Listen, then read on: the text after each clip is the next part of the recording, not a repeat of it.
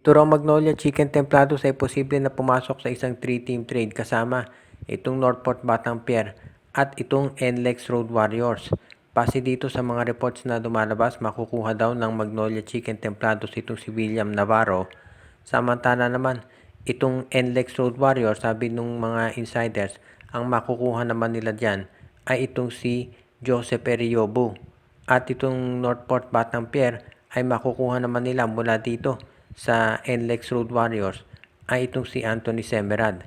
So para maliwanag, sa Magnolia makukuha nila si William Navarro. Itong NLEX Road Warriors naman si Joseph Eriobu o kaya si Rom De La Rosa. At ito namang Northport Batang Pier si Anthony Semerad. Yan daw yung magiging palitan ng mga tao.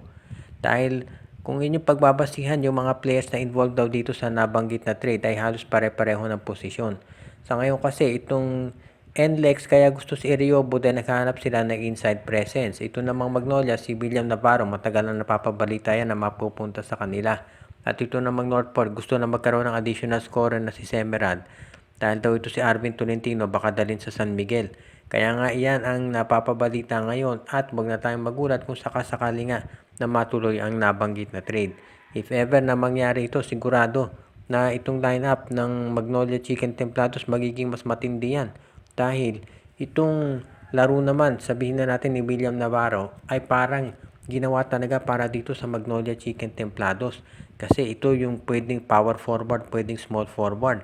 At sa height nito na 6'7", medyo mahirap itong bantayan talaga. Kaya ito ang bagay dito sa Magnolia Chicken Templados ngayon. At kung ito'y matutuloy, sigurado na magmamadali itong Magnolia na ito'y ma-close na yung deal dahil sila makikinabang talaga dito. Samantala naman, ang isa pang balita na lumalabas ngayon ay ito raw Barangay Ginebra, posible na ilagay sa trading block itong si RJ Abarientos at baka ang ipalit dito ay itong si Cedric Berfield. Kung sakasakali na matuloy ang trade na to, blockbuster yan talaga. Dahil alam natin na parehong mataas ang value ng mga nabanggit na player. If ever matuloy ang nabanggit na trade, lalabas dito na talagang kinakailangan ng Barangay Ginebra ng panibagong point guard na magagamit. At kung sakasakali nga na itong si Cedric Berfield makuha nila, ang ganda niyan para dito sa Ginebra dahil all-around player talaga ito. Marami nga nagsasabi na dapat talaga ito si Berfield sa Ginebra naglalaro yan dahil si Coach Tim Con gusto talaga ma-feel na yung estilo ng laro katulad ni Berfield. Kaya dito talaga tayo magkasabihin na natin na pwede nating idagdag na si Berfield ay yung estilo ng laro niya para sa Ginebra talaga at siya mismo gusto sa Ginebra. Lahat naman ng mga players ngayon, halos lahat gusto talaga sa Ginebra dahil ito pinaka-popular na team sa PBA at nandun pa si Coach Tim Con. Kaya nga yan ang magiging sitwasyon ngayon dito sa Ginebra kung saan willing daw silang i-offer ito si RJ Abarientos.